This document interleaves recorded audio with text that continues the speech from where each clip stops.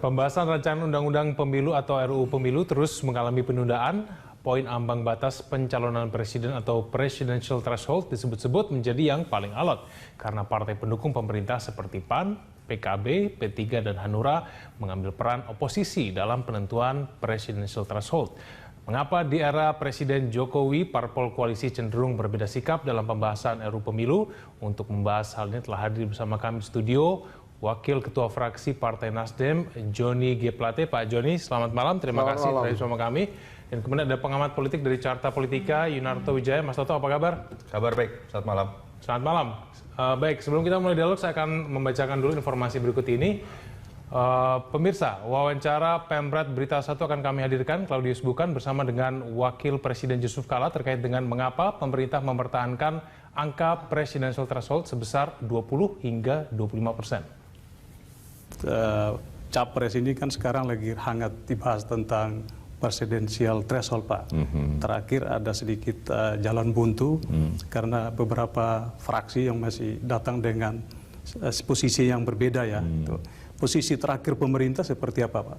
Masih 20% atau? Iya, kenapa? Ya, pemerintah masih dalam posisi 20%. Kenapa itu? Karena sudah 2 kali Pilpres itu dengan 20% dan itu jalan dengan baik. Jalan dengan baik, 20% itu artinya memberikan calon-calon yang berkualitas. Karena kalau terlalu rendah, tentu nanti banyak yang mau coba-coba apa, nanti kan membuang-buang waktu dan nanti tidak memberikan calon-calon yang memang secara awal itu mempunyai modal dukungan.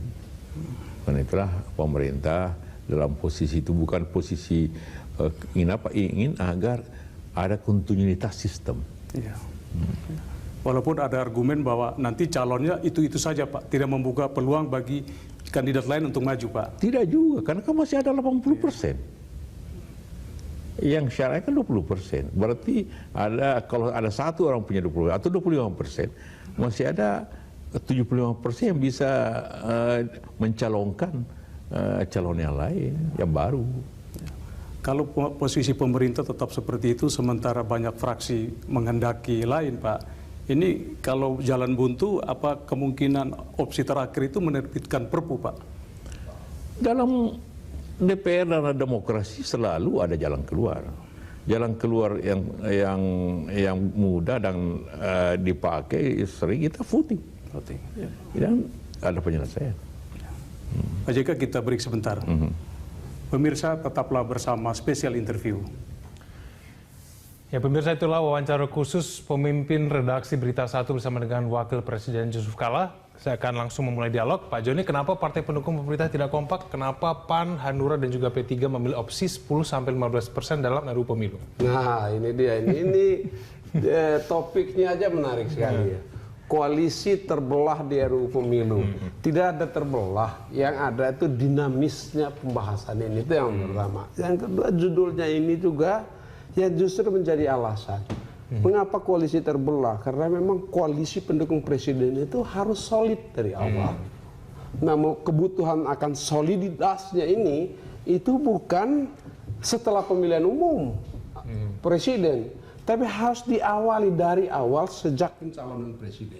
Presiden membutuhkan koalisi yang kuat, ya. Dan koalisi yang kuat itu harus koalisi yang betul-betul dibangun dari awal dalam visi dan misi politik yang sama. Pak Joni, tapi kalau namanya solid harusnya tidak 10 dan 12 tidak, harusnya langsung 20% dong. Ini kan baru mulai pembahasan. Isu krusial yang ada di DPR itu terbagi atas 2 isu yang besar. Yang satu isu terkait dengan ambang batas presiden. Nah, 4 isu lainnya ini berurusan dengan kepentingan pragmatisnya partai-partai. Kebetulan di koalisi pemerintah ini gabungan antara satu, ya, pendukung presiden dari awal, Nasdem dan PDIP, dan rekan-rekan yang lain bergabung kemudian, yang tadi dibilang agak kurang solid, ya. Lalu yang kedua, penggabungan antara partai-partai yang memiliki suara relatif banyak dan yang relatif sedikit. Nah, disinilah perbedaan kepentingannya. Kalau misalnya kepentingan-kepentingan terkait dengan kebutuhan partai politik itu nanti selesai 4 isunya, maka semuanya pasti kami yakin sekali akan solid. Nah, disinilah diuji soliditasnya koalisi pemerintah. Dan dalam pembicaraan kita akan sampai pada titik temu itu sebentar lagi. Yang saya perkirakan adalah hari Senin nanti, ya, 4 isu krusial itu bisa selesai di tingkat pansus. Lalu kita punya 10 hari lagi untuk berbicara, ya, hanya terkait dengan 1 isu. Dan saat itu koalisi pemerintah yakin akan solid. Ini artinya berarti nanti Nasdem ini akan mendekat ke 10-15 atau teman-teman yang 10-15 ini mendekat ke 20, Pak? Nah, begini, ini kalau soal angka, ya, kami tidak persoalkan angkanya. Yang perlu dibicarakan adalah argumentasi mengapa butuh. Tadi sudah saya sampaikan, mengapa membutuhkan satu koalisi yang kuat. Kalau hanya sekedar koalisi ini tidak dibangun hanya untuk mencalonkan presiden. Koalisi ini dibangun juga harus memperhitungkan apabila setelah memenangkan pemilu presiden. Nah, itu yang kita butuhkan. Dan dalam hal ini tentu angka 10% tidak relevan. Tadi Pak Wapres sendiri sudah menyampaikan 20% itu sudah teruji di dalam 3 kali pilpres, ya, dan hasil pilpresnya itu baik. Tetapi pengalaman empiris kami, ya, pada saat mendukung Pak Jokowi dan JK, ya, dulu Nasdem dan PDIP itu sebagai pengusul awal, ya. Setelah itu masuk putaran kedua, yang lain-lain bergabung dan bergabung lagi setelah selesai putaran kedua. Nah, pengalaman ini menunjukkan, ya, situasi politik saat ini, termasuk dalam pembahasan Undang-Undang Pemilihan Umum yang tadi ditanya, mengapa belum solid? Ya, karena koalisinya tidak dibangun dari awal dengan modal dasar yang kuat, modal politik yang kuat. Mas Toto, Anda melihat bahwa memang ada peluang seperti itu nantinya akan solid, sekarang aja mungkin kelihatannya nggak solid begitu? Kalau menurut saya bukan pertanyaan baru koalisi terbelah. Kita coba bedah apakah ketika Pilkada DKI, momen-momen krusial, partai pendukung Pak Jokowi kemudian solid, satu suara dengan PDIP kan tidak. Kebetulan polanya agak sama. Pak Joni sedikit memberikan sebuah hipotesa yang lebih dulu bergabung bersama-sama Nasdem dan PDIP dalam beberapa momen RUU Pemilu dan misalnya DKI satu suara. Yang kedua juga kita lihat ke belakang, apakah zaman PSBY koalisi solid? Tidak. 75,34% kekuatan koalisi, ada angket senturi, angket mafia pajak, mereka semua terbelah. Itu yang sebenarnya jadi menarik untuk diperdebatkan. Apakah koalisi yang dibangun dari awal, apakah koalisi yang didasari oleh presidential threshold menjamin stabilitas politik? Karena sejarahnya pengalaman empiris mengatakan tidak. Itu menurut saya menarik untuk diperdebatkan. Poin kedua, saya harus mengatakan kita harus mendukung paripurna ini kemudian betul-betul harus menyelesaikan RUU Pemilu. Kita bicara tahapan pemilu jangan sampai terhambat dan sebisa mungkin Perpu ini jangan diobral lah dalam konteks apapun termasuk dalam RUU Pemilu. Tetapi kita mendukung cepatnya penyelesaian ini, tapi juga kita berharap ada argumentasi kuat, kalau istilah Bang Joni tadi, dalam setiap pengambilan keputusan yang ada. Jangan karena keterbatasan waktu, kemudian muncul angka 10, 15, 20, ataupun 5, didasarkan pada ketergesa-gesaan waktu dan barter karena waktu yang tersisa. Karena kita bicara demokrasi kualitatif, bukan demokrasi kuantitatif.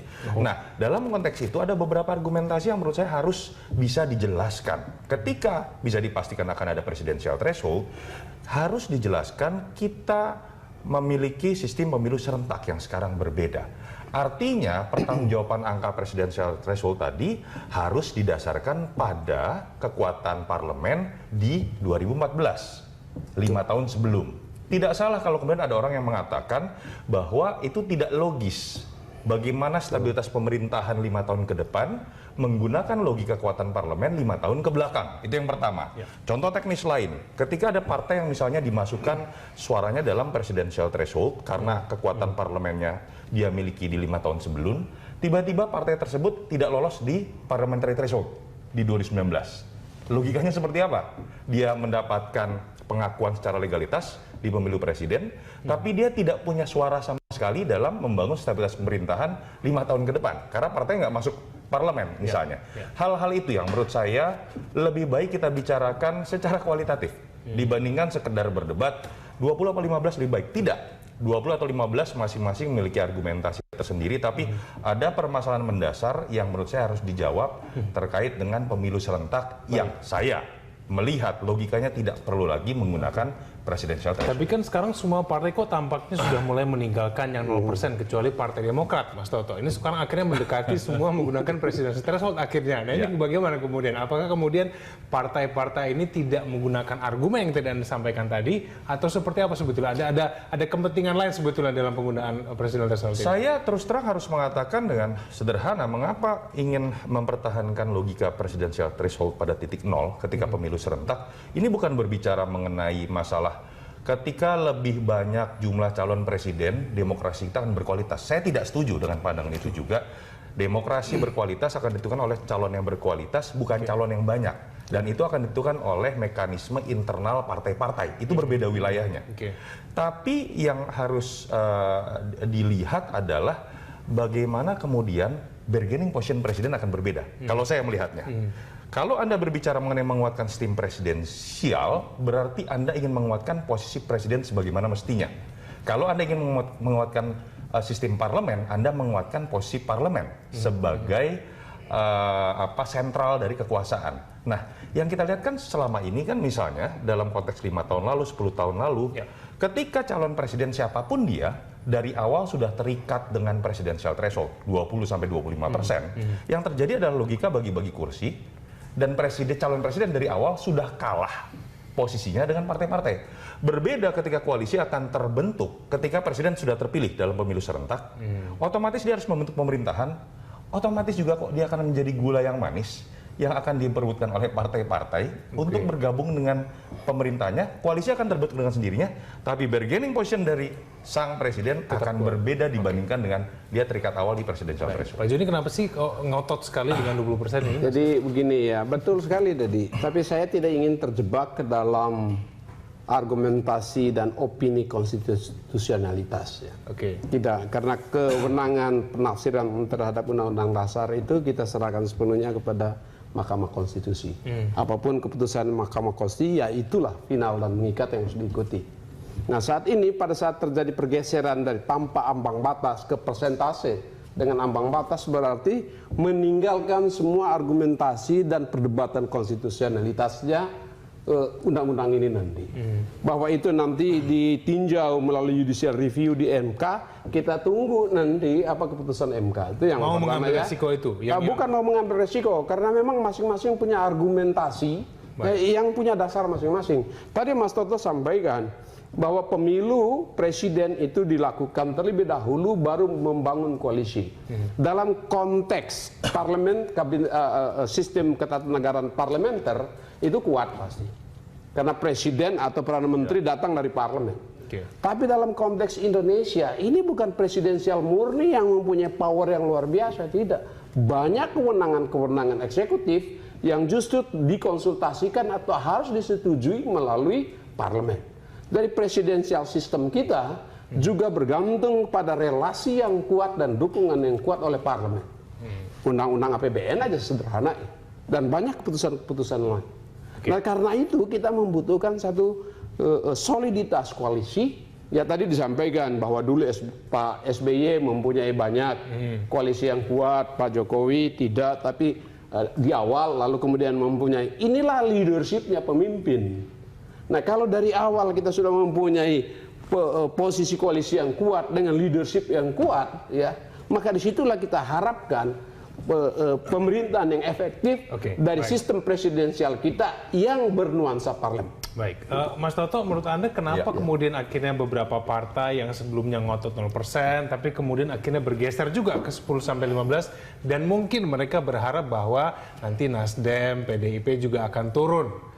Paling tidak seperti tadi kata Pak Joni, ini tawar-menawar begitu. Bagaimana? Kenapa? Ini motifnya apa? Apakah karena memang pencalonan presiden 2019 itu motifnya atau seperti apa? Kalau pertama, kalau kita coba lihat semua partai lama dalam konteks berbicara kepentingan presidensial threshold sebetulnya tidak butuh 0%. Karena dia akan berbicara bagaimana yang penting saya bisa ikut bergabung ke dalam konstelasi pilpres ini kalau bicara secara taktis begitu ya. Yang kedua saya pikir bukan tidak mungkin juga walaupun tetap sulit dibuktikan ketika pengambilan keputusan atas satu isu itu juga tidak berdiri sendiri. Tentu saja mereka punya kepentingan lain dalam konteks parliamentary threshold. cara penghitungan sisa suara dan segala macam, besaran kursi per dapil, yang tentu saja di situ akan terjadi kompromi demi kepentingan masing-masing partai begitu, sehingga menjadikan satu variabel ini menjadi satu-satunya perhitungan menurut saya juga akan sulit. Jadi sudah ada negosiasi pasti di situ, kompromi pasti di situ. Itu yang menyebabkan pada akhirnya bukan tidak mungkin bertemu pada titik yang tidak se-ekstrim yang diajukan di awal, tetapi juga tidak se-ekstrim ketika ini harus dibuka pada titik nol. Sekali lagi, kita hormati apapun keputusan, tapi argumentasikanlah, berikanlah argumen yang kuat kepada masyarakat, sehingga kemudian Anda bertanggung jawab terhadap pilihan tersebut. Baik, kita break dulu, kita akan lanjutkan dulu kita di segmen selanjutnya. Pemirsa Prime Time Talk akan segera kembali. Partai pendukung pemerintah berbeda sikap dalam menentukan angka presidential threshold, dan rekan Eliza Hasan akan memaparkan sejumlah data terkait dengan perbedaan penentuan angka presidential threshold di antara parpol koalisi pemerintahan. Eliza, silahkan. Baik, terima kasih Kevin Egan, dan pemirsa kita akan melihat partai politik manakah yang mendukung pemerintah dan juga mana saja partai-partai politik yang memilih ataupun mendukung beberapa angka seperti 10 sampai dengan 15% dan bahkan 0%. Kita lihat di sini partai politik koalisi berbeda soal terkait dengan presidential threshold. Di sini ada partai politik koalisi yang berbeda, seperti kita tahu bahwa pendukung di sini yang mendukung 20 sampai dengan 25% adalah PDIP, Golkar, dan juga Nasdem. Ini adalah partai politik pendukung pemerintah yang mendukung sebesar 20 sampai 25% untuk presidensial threshold. Sementara untuk partai politik yang memang sebenarnya adalah pendukung pemerintah tapi memiliki pendapat yang berbeda terkait dengan presidensial threshold, yaitu adalah PKB, P3, Hanura, dan juga PAN. Mereka memilih untuk 10 sampai dengan 15%. Selanjutnya salah satu partai politik oposisi yaitu Demokrat yang memilih untuk 0% dalam presidential threshold.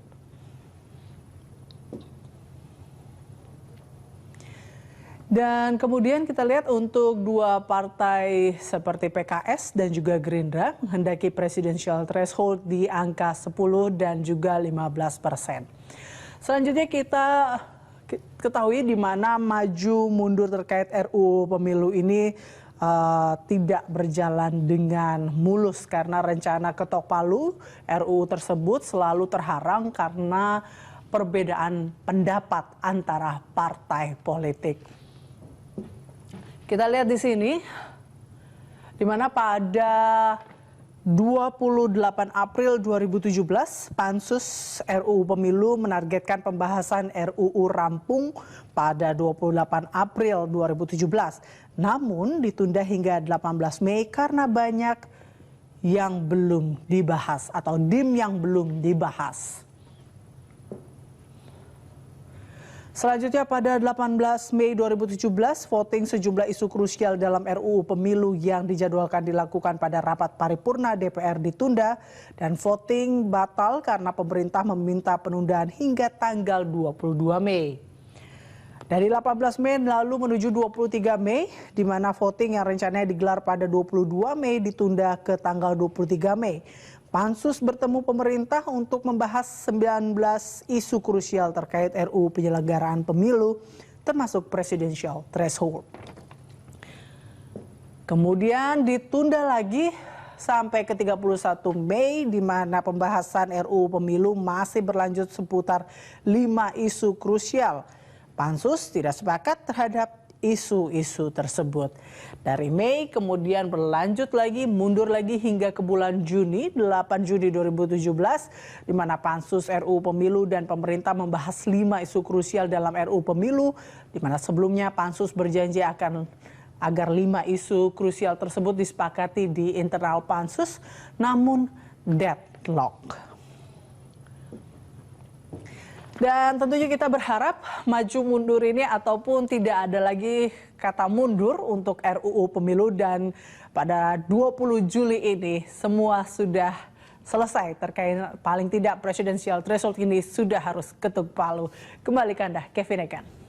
Baik, terima kasih Elisa atas pemaparan data-datanya, dan itulah pemirsa untuk mengingatkan Anda kembali mengenai kondisi terkini mengenai pembahasan rancangan Undang-Undang Pemilu. Saya kembali kepada Pak Joni. Pak Joni, saya ingin memperuncing mengenai pembahasan 15 dan juga 20 tadi.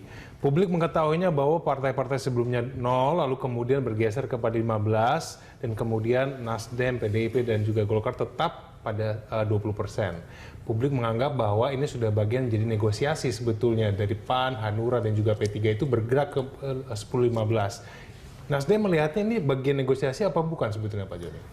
Saya kira ini bagian dari proses pembahasan dan dinamisnya pembahasan RUU Pemilu. Ini bukan bagian dari negosiasi politik, ya, karena partai pemerintah itu solid, akan solidnya. Perlu kita sampaikan sedikit ya. Dari 4 isu krusial yang berhubungan dengan kepentingan partai politik, ya. Yang pertama, sistem pemilihan umum, Ya. itu sudah mengkerucut, ya, ke sistem terbuka. Jadi tidak lagi jadi soal yang besar. Oke. Yang Bukan kedua, masalah gitu. Oke. district magnitude, besarannya dapil, itu juga sudah mengkerucut 3-10. Kenapa ini penting? Agar tidak terjadi rekonfigurasi dapil di seluruh Indonesia, dan ini bahaya. Ya. Yang ketiga adalah yang terkait dengan ambang batas parlemen, juga sudah mengkerucut ke 4% dan 5%. Ya. Dan ini sudah di dalam range-nya partai-partai seluruh fraksi di DPR RI. Ya. Ya. Dan yang terakhir, metode konversi suara. Ya. Mayoritas di DPR RI, fraksi-fraksi itu sepakat metode konversi suaranya itu metode yang disebut dengan kuota hare atau sama seperti sebelumnya. Ya. Nah, kecuali ada beberapa fraksi yang masih untuk menawarkan agar menggunakan samtilak murni. Ya. Dan itu juga sedikit sekali bedanya. Dan karenanya 4 isu ini selesai. Kami yakin selesai hari Senin tanggal 10 Juli nanti. Tinggal 1 isu ambang batas. Pada saat 4 isu ini selesai, ya, ambang batas presiden tidak menjadi alat tawar terhadap 4 isu ini.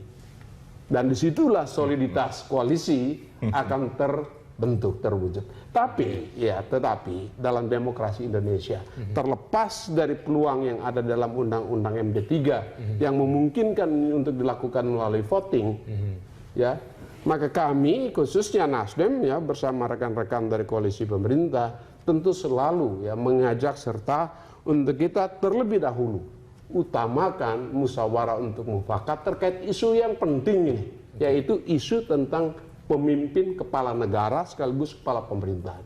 Kepala pemerintahan harus menghasilkan pemerintahan yang efektif. Kepala negara, ya, lebih lagi dari itu, harus menjadi bentengnya konsensus-konsensus kebangsaan. Nah, ini bukan soal yang sederhana sekedar angka tadi. Dan dalam konteks itu, ya, koalisi pemerintah kami yakini akan sangat solid. Baik. Mas Toto, menurut Anda nanti? Itu bocoran kok sebenarnya. Jadi sudah selesai kalau bocorannya itu terjadi. Ya kalau melihat seperti itu, arahnya kan sudah pasti akan ada presidential threshold. Oke. Yang kedua, bukan tidak mungkin kalau saya lihat dalam diskusi yang terjadi, ya pada akhirnya akan mengarah kepada partai-partai besar pendukung pemerintah yang sudah mempersyaratkan angka 20-25%. Karena memang secara kualitatif pun, kalau sudah ada argumentasi kuat bahwa harus ada dukungan parlemen, walaupun tetap jadi pertanyaan parlemen masa lalu, logika bahwa diturunkan angkanya dibandingkan dengan pemilu sebelum membuat argumentasi yang bisa diperdebatkan ini menjadi semakin lemah. Logikanya seperti itu menurut saya. Tapi nanti pada saat ujung pembahasan ini, menurut Anda musyawarah, voting, atau seperti apa nanti? Kita sudah bisa menebak. Kalau istilahnya solid, menurut saya pada akhirnya akan terjadi musyawarah atau mufakat. Karena sebetulnya secara kuantitatif, buat pihak yang tidak menyetujui adanya presidensial threshold akan menjadi pihak yang sangat minoritas. Mereka akan menyadari bahwa voting pada akhirnya adalah proses yang buang-buang waktu. Kalau kita lihat secara taktis akan seperti itu. Ya, ada isu lain, ya, di samping 5 isu krusial itu ada isu-isu taktis lainnya. Ya. Apa isu-isu taktis lainnya? Yaitu penambahan kursi DPR RI, ya, 15 kursi dialokasikan ke provinsi mana saja. Ini sangat taktis karena dia menghitung atas dasar proyeksi pemilihan umum 2014. Ya. Yang kedua, dana-dana yang dibutuhkan. Ya kami ya, Nasdem khususnya, kami kan menolak ini dana saksi pembiayaan terhadap saksi partai politik. Karena menurut kami saksi partai politik itu domain internalnya partai politik. Nah, itu ditolak. Ya. Lalu muncul dana pelatihan saksi. Juga kami sebetulnya menolak. Mengapa? Karena apa? Desain pelatihan oleh lembaga penyelenggara pemilu tentu berbeda sekali dengan desain saksi oleh partai politik itu sendiri. Ya, pasti sangat berbeda. Tapi karena mayoritas sudah menyetujui dan bagian dari demokrasi Indonesia, kami menyetujui itu. Ya, dalam situasi-situasi pembahasan yang sangat dinamis seperti itu dengan nuansa demokrasi yang tinggi dan keharmonian relasi antara fraksi yang satu dengan fraksi yang lain, secara terus terang aja saya sampaikan misalnya ambang batas parlemen itu Golkar mulai dari 10%, Nasdem mulai dari 7%. Bertahan begitu lama sampai ada di dalam keharmonian politik dan kegotong royongan politik Indonesia, kami setuju turun sampai di 5%. Apalagi ada original intent pada saat perubahan dulu. Nah, saya ya khususnya Nasdem tentu kami akan bekerja secara sungguh-sungguh sehingga tanggal 20 Juli nanti bisa dilakukan paripurna dengan pertama-tama.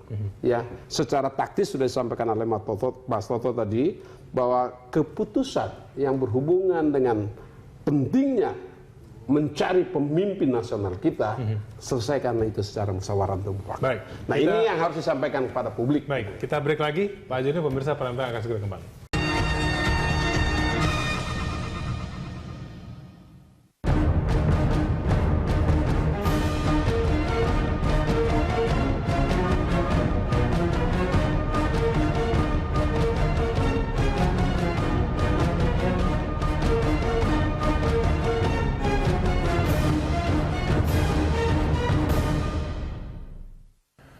Pemirsa, kembali kita lanjutkan dialog kita. Saya kembali kepada Mas Toto dulu.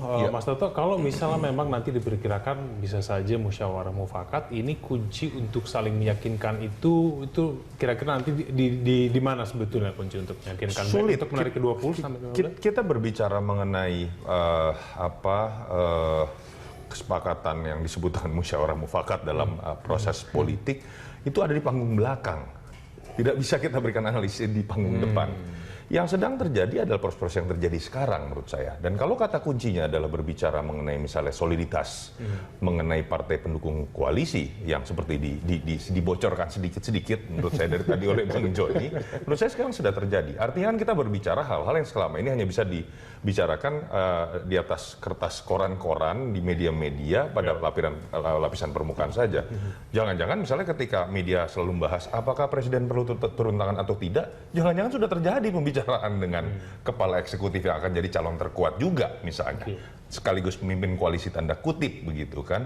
Jangan-jangan mereka sudah berbicara mengenai hal-hal lain yang selama ini sering dituduhkan, berbicara mengenai apakah ke depan reshuffle yang digosip-gosipkan media juga akan terjadi atau tidak.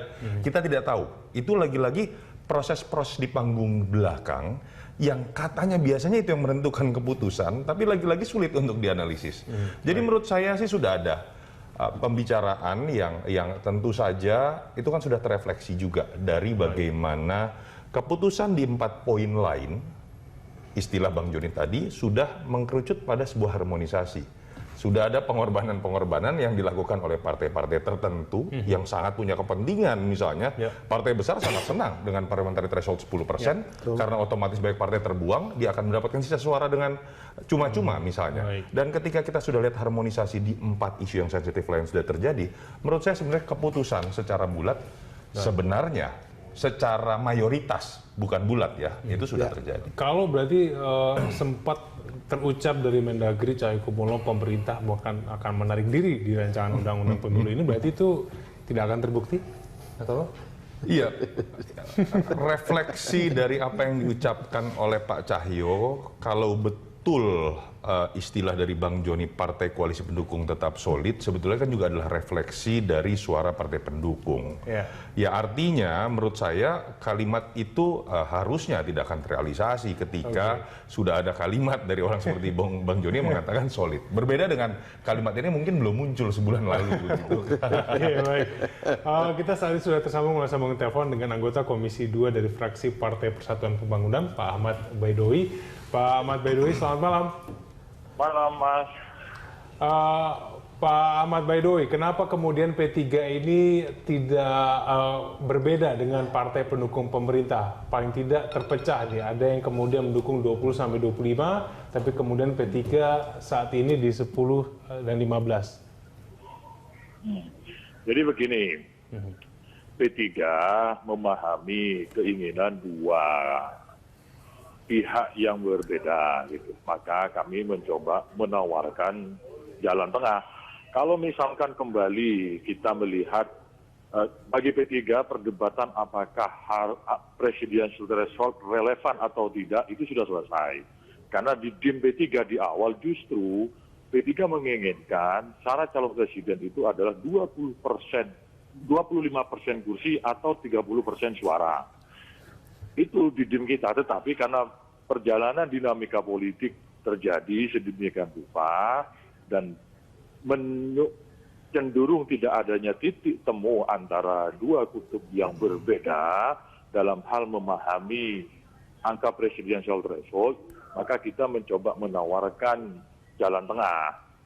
Nah, apakah penawaran jalan tengah itu diterima atau tidak, itu kan soal teknis komunikasi. Kami sepakat apa yang disampaikan oleh Pak Joni Plate bahwa di persoalan RUU Pemilu itu tidak hanya persoalan presidential threshold, ada 5 isu krusial yang itu menjadi satu kesatuan yang harus dibahas secara bersama-sama. Jadi tidak bisa misalkan nanti hanya fokus ke presidential threshold-nya, sementara 4 isu yang lain tidak juga kita bahas.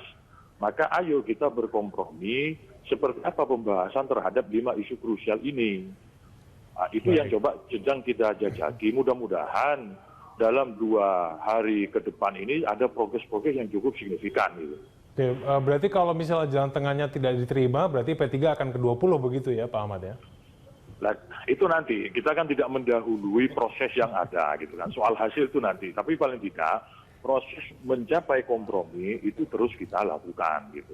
Termasuk juga dengan partainya, pimpinan partai dari teman-teman yang lain, termasuk juga Pak Joni juga dalam beberapa isu, kita juga memiliki kesamaan. Oke, Pak Joni? Ya, itu Mas Owi tadi sudah menyampaikan nuansa batin yang ada di koalisi pemerintah kan.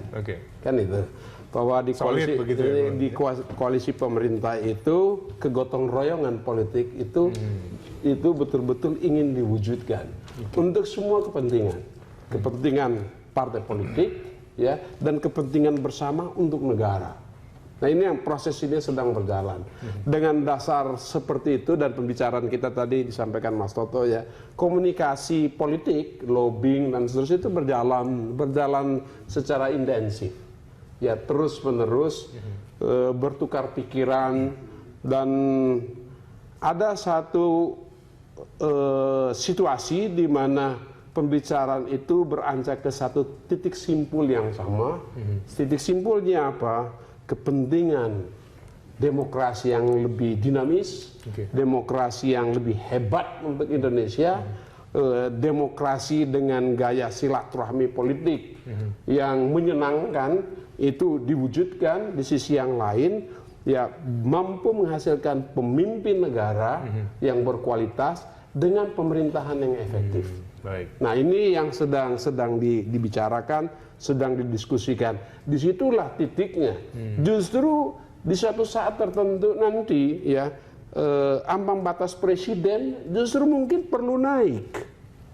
Justru mungkin perlu naik, bukan diturunkan, malah naik. Ya. Karena kita tidak saja untuk menginginkan dapat banyaknya calon presiden, tapi kita inginkan mendapat presiden yang betul-betul menjadi role model dan garda terdepan, mengajak masyarakat untuk menuju tujuan bernegara kita, yaitu masyarakat adil dan makmur. Baik, kita beri kembali. Pak Ahmad, ditahan dulu telepon Anda, kita akan lanjutkan dulu kita di segmen selanjutnya. Pemirsa Perantau akan segera kembali. Pemirsa, kita sampai di segmen terakhir, saya kembali ke Pak Ahmad Baidowi. Pak Baidowi, berarti bisakah kita mendapatkan jaminan paling tidak publik bahwa nanti pada tanggal 20 Juli 2017 RUU Pemilu ini akan betul-betul bisa disahkan? Pak Baidowi, tidak mundur-mundur lagi begitu? Kita sudah komitmen bahwa tanggal 20 itu harus sudah selesai, karena ini merupakan masa sidang terakhir pembahasan RUU Pemilu tersebut. Apapun yang terjadi, kita memang harus menyelesaikan di tanggal 20, karena tahapan pemilu sudah semakin dekat. Kita ingin memberikan waktu yang cukup bagi KPU untuk menyusun aturan teknis dari undang-undang ini. Kami perlu ingatkan kepada publik bahwa membahas RUU Pemilu ini pansus itu sudah seperti Superman, karena ini sebenarnya 3 undang-undang dijadikan satu. Ada 500 pasal, ada 3.000 dibahas dalam 6 bulan. Kita sampai membahas sampai dini hari, bahkan sampai sahur di kantor. Memang karena belum selesai, seolah-olah kita tidak serius membahas, padahal kita sangat serius. Persoalan ada isu-isu krusial yang belum menemukan titik temu, itu hanya persoalan waktu saja. Saya yakin dengan intensitas komunikasi antar pimpinan partai politik, antar pimpinan fraksi, tidak akan lama lagi akan tercapai kesepemahaman bersama. Memang momentum halal bihalal kemarin juga digunakan oleh teman-teman untuk melakukan komunikasi terkait 5 isu krusial. Dan ya sampai detik ini memang belum ada kesepakatan. Kita belum bisa melihat nanti 2 atau 3 hari ke depan siapa tahu ada progres yang cukup signifikan. Baik. Tapi kalau arah dari P3 sendiri ini inginnya musyawarah mufakat atau voting atau seperti apa nih? Jadi musyawarah mufakat itu merupakan cita-cita demokrasi yang ideal di negeri ini. Tetapi kami ingatkan bahwa pengambilan keputusan melalui suara terbanyak itu juga diatur di Undang-Undang MD3 dan Tatip DPR. Dan itu kita ambil menjadi jalan paling terakhir lah untuk pengambilan keputusan melalui voting. Karena undang-undang yang menyangkut demokrasi, menyangkut kebangsaan ini kayaknya kurang elok kalau dilakukan melalui mekanisme voting. Seolah-olah ada yang dikalahkan, ada yang dimenangkan. Undang-undang yang seperti ini, bahkan juga undang-undang yang lain yang disahkan DPR sebaiknya memang diselesaikan secara musyawarah mufakat. Akan indah kebersamaan itu, menampung segala keragaman yang ada di Indonesia. Itulah esensi dari demokrasi. Oke. Paling tidak intinya partai pendukung semua solid begitu ya untuk mendukung partai pemerintah begitu, termasuk P3 ya, Pak Baidowi ya? Nah, sejauh ini sudah ada komunikasi yang cukup intensif, cukup baik, dan tidak menutup kemungkinan nanti pada saatnya akan ada satu kesepakatan. Kalau melihat fakta-fakta yang ada selama seminggu terakhir, dari berbagai lintas fraksi, itu menunjukkan progres yang cukup signifikan. Misalkan, semua fraksi sudah berkomitmen untuk menyelesaikan persoalan ini dengan musyawarah mufakat. Itu kan sebuah kemajuan luar biasa. Baik, Pak Baidowi, terima kasih telah hadir bersama kami di Prime Time. Selamat malam. Terima kasih, selamat malam. Ya, Mas Toto, kalau misal memang arahnya sudah dapat kita baca ya, begitu paling tidak ini akan menggunakan ambang batas presidential threshold pada kedepannya, ini efek kedepannya akan seperti apa, Mas? Setelah nanti 20 Juli nanti sudah dijamin akan selesai di Lampung. Sampai 20 Juli saya pikir sulit kita mengintervensi proses politik yang ada, walaupun perdebatan substansi terkait dengan sistem presidensial, stabilitas politik dengan presidensial threshold sebetulnya masih menarik untuk dikaji. Tetapi yang lebih itu akan terjawab dengan sendirinya ketika sistem itu dipakai, ketika mohon maaf menurut saya anomali itu dicoba menggunakan kekuatan parlemen pada masa lalu dicoba, apakah betul berkoalisi linier dengan stabilitas politik, apakah sebaliknya. Tetapi jangan berhenti di situ. Harus kita lihat bagaimana sejarah di Amerika Latin, termasuk di Amerika Serikat, proses pembangunan sistem presidensial stabilitas politik ini juga terus mengalami proses perubahan. Ketika kita bicara bagaimana seorang presiden bisa menjadi kuat, memiliki stabilitas politik di parlemen, bagaimana terjalin hubungan yang harmonis antara kekuatan pendukung parlemen dengan eksekutif, ada hal-hal lain. Masalah kode etik yang dibangun dalam konteks kerjasama koalisi, bagaimana mekanisme sanksi, reward and punishment yang dibangun di antara mereka. Itu kan satu hal yang sebetulnya secara teknis akan lebih berpengaruh ketika pembagian kekuasaan terjadi, ketika momen-momen ada partai yang balelo, bahkan kemudian lari dari kontrak politik yang disepakati, bagaimana kemudian kepemimpinan presiden bisa menyikapi itu, bagaimana kemudian anggota-anggota koalisi bisa menyikapi itu. Itu yang menurut saya selama ini belum terbangun sebuah budaya yang baik, sehingga kemudian format-format yang sudah terjadi harus dikatakan belum berhasil membangun sistem pemerintahan yang stabil. Sehingga selalu setiap tahun presiden yang terpilih kita selalu berdebat tentang penguatan sistem presidensial. Ini yang menurut saya akan terus menjadi bahasan juga, dan itu hanya bisa terjawab ketika pemerintahnya sudah dilantik. Baik, Pak Joni. Jadi betul itu, ini konsekuensi keputusan MK. Jadi kita tidak bisa berpikir mundur, ya ini konsekuensi keputusan MK bahwa ada pemilu serentak. Selanjutnya undang-undang pemilu atau kodifikasi undang-undang pemilihan umum ini yang dihasilkan nanti menjadi undang-undang, apabila ada hal-hal yang dirasa tidak sesuai dengan undang-undang dasar, ya tentu ada mekanismenya, dan keputusan Mahkamah Konstitusi itu final dan mengikat. Itu yang pertama. Yang kedua, dalam rangka menyelesaikan undang-undang pemilihan umum ini, musyawarah mufakat itu berlangsung ya bersama-sama dengan pemerintah. Ya. Selama ini prosesnya itu berlaku bersama-sama dengan pemerintah. Akan tetapi apabila kemufakatan tidak bisa tercapai, maka keputusan itu domain DPR. Dan karena voting tanpa pemerintah, voting itu hanya fraksi-fraksi di DPR RI. Nah, sekali lagi saya kira ada kesadaran yang tinggi dari pimpinan-pimpinan partai politik, pimpinan-pimpinan fraksi, dan anggota pansus itu sendiri, bahwa jangan pernah berhenti mengusahakan agar undang-undang ini diselesaikan secara musyawarah untuk mencapai kemufakatan. Undang-undang ini penting sekali, dan undang-undang ini yang akan nanti menghasilkan pemimpin-pemimpin Indonesia masa depan. Amin. Kita tunggu nanti tanggal 20 Juli. Terima kasih Pak Joni Plate telah bergabung bersama kami. Selamat malam. Mas Toto, terima kasih. Selamat malam. Pemirsa, saat lagi Anda dapat menyimak Connect 360. Demikianlah Prime Time Talk pada kali ini. Anda bisa mengirimkan informasi, saran kepada kami lewat email di redaksi@berita1.tv atau follow kami via Twitter, Facebook, YouTube, dan juga Instagram. Atas nama kerabat kerja yang bertugas, saya Kevin Egan undur diri. Terima kasih. Sampai jumpa.